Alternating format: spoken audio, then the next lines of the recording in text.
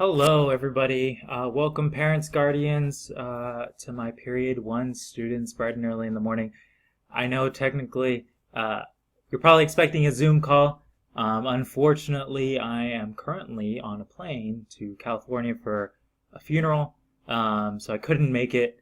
Just trying to balance the two, but I had to miss out on back to school night if I wanted to teach in the morning, so that's a little bit of a give and take. But I'm going to give you all the information I would have given you on Zoom through this video, and hopefully I'll have the same charm.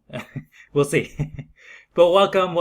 Hopefully, if you're here, you are looking for AP Computer Science A with Mr. Gonzalez. That's me. My name is is Elias Gonzalez. This is now my 5th year teaching the class, 3rd year at Northwood. So it's been a long time, although this year is brand new for many different reasons, but partially because we're starting out with new curriculum, new stuff. We're piloting some stuff that I'll talk about in a second. So I'm super excited about the year, and I'm super happy with how the year has gone so far.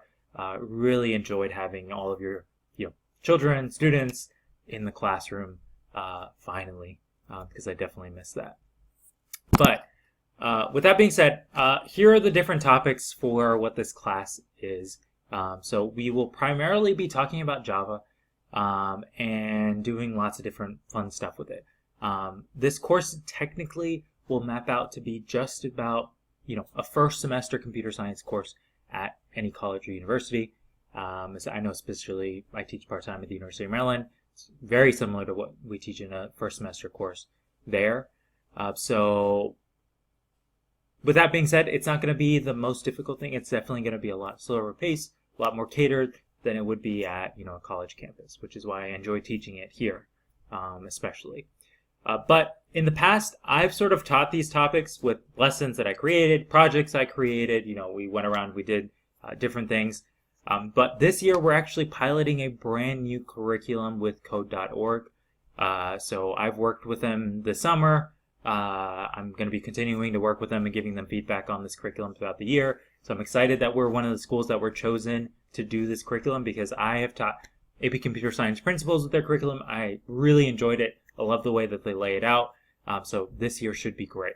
The curriculum is going to look very similar if you've had a student in AP Computer Science Principles with Ms. Miniman or with me. That there's going to be levels, lessons, it'll all be intermixed. You won't have to install anything on a computer. It'll all be web-based, so it'll be fantastic in that sense. So no matter what device you're using, you could be on your phone, you could be on a Chromebook, you could be on an iPad, you could be on a real laptop or a desktop. Doesn't matter. You're going to be learning the same way as everybody else, either way. So super excited to see how this turns out. So far, the lessons have been great. There's a whole new approach to how they're teaching Java, which starts with some of the harder topics first, but easing them into it. So again, super excited, super jazzed that we're able to pilot this year. And I'm always open, especially this year, any feedback your students have or that you have about any assignments or things, always happy to take that in. Feel free to, I'll talk about my contact information later, but always feel free to contact me, because it's not just me that's going to be growing and hopefully editing these lessons and stuff. It'll be, nationwide when they roll it out for all students nationwide next year.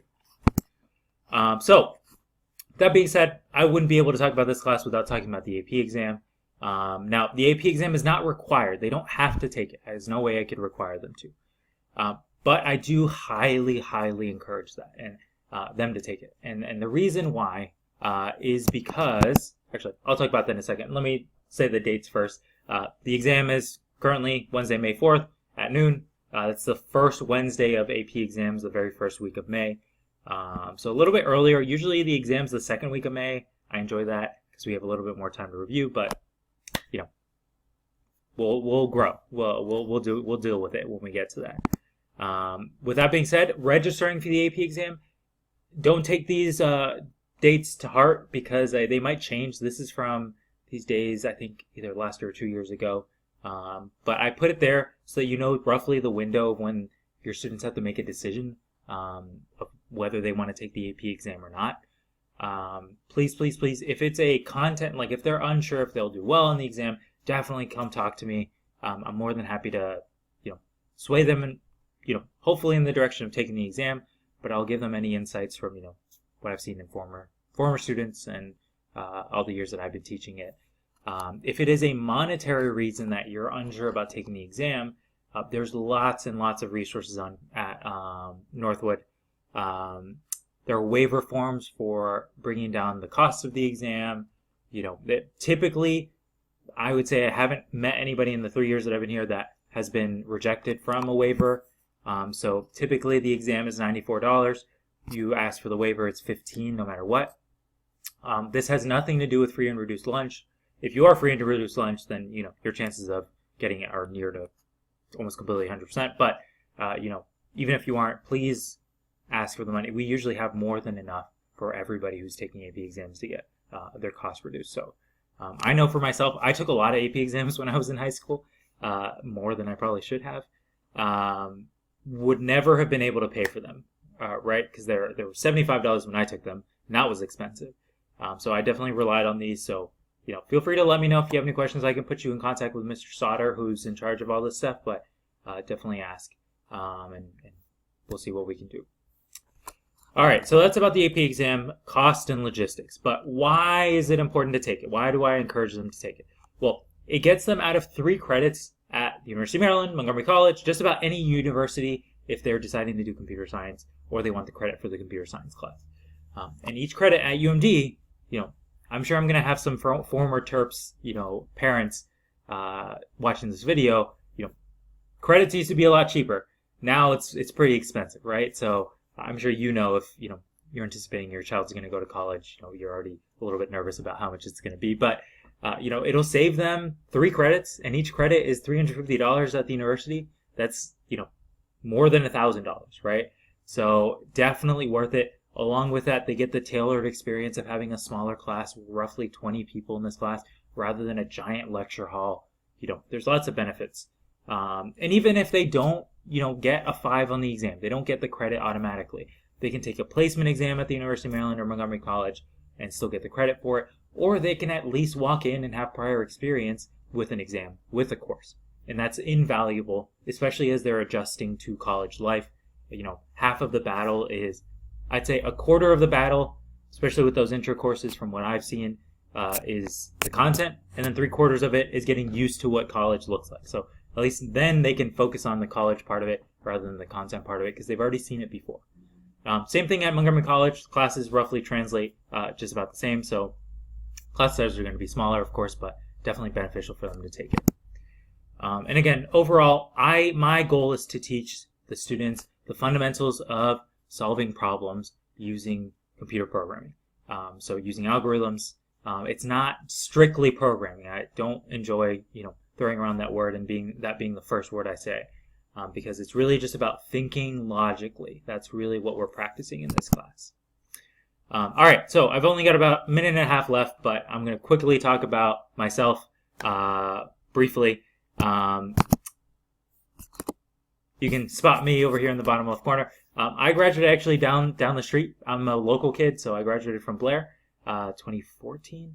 From there, I went to the University of Maryland. Whoops, wrong way. Graduated my bachelor's degree in computer science. Then went on to do my master's degree in education. Did my internship year at Montgomery Blair High School with their magnet program. I taught there for another year after that. I got hired there. Super happy with my job there, but couldn't pass up on the opportunity to come over here to Northwood to start something, right? To start a computer science program and to teach these classes. Especially for students who look a lot like me, demographic, socioeconomical levels and stuff like that from when I grew up with. So I actually teach in a very, unique position. I'm part-time at Northwood. I teach this class and an ESOL AP Computer Science class. And then I also lecture at the University of Maryland. I teach typically mostly computer science classes, but one semester out of the year I teach an intro education course. So I've seen both sides. I have an understanding of what students need to have to get to the college level in computer science, but also I've taught high school, and that's my first love, right, with education. So definitely happy to be here at Northwood. 3rd year, 5th year total, like I said before. Big sports fan, Wizards. More of a basketball fan than a soccer fan these days, but there's me and my wife that got married right before quarantine, so about 2 years now. And then there's my dog Coco, who we say is part lizard because she likes to sit belly up in the sun all the time. But I can't go through all of this. Feel free to let me know if you would like this, this information here. I'm gonna actually scratch this. Sorry, this is an old slide. Thought I changed it. I'm not gonna be using Remind or this other email. But please, please, please feel free to contact me with any sort of help that you would like. If you need some lunch help, after school help, whatever it is that your student needs, I'm here for it. If I'm not on campus, we can do Zoom. Whatever it is, I am more than happy to help. So definitely let me know. I'd prefer you contact me with my .net email because I get those notifications on my phone. But either one is okay. Either one is perfectly okay. And if I don't respond to you immediately, please don't feel bad, especially for students. Don't feel bad about bumping me. Don't take it personally. I try my best to contact or to respond within 48 hours, 48 business hours, but sometimes, I've got a lot going on. But with that being said, I'm already a minute and a half over time. Thank you for being here. Thank you for bearing with this video rather than the Zoom call. I'm really excited to have your children, your students in my class this year. And as usual, please feel free to contact me with any questions. But with that being said, have a wonderful rest of your back to school night, and I am looking forward to contacting and talking to you all throughout the year. Take care.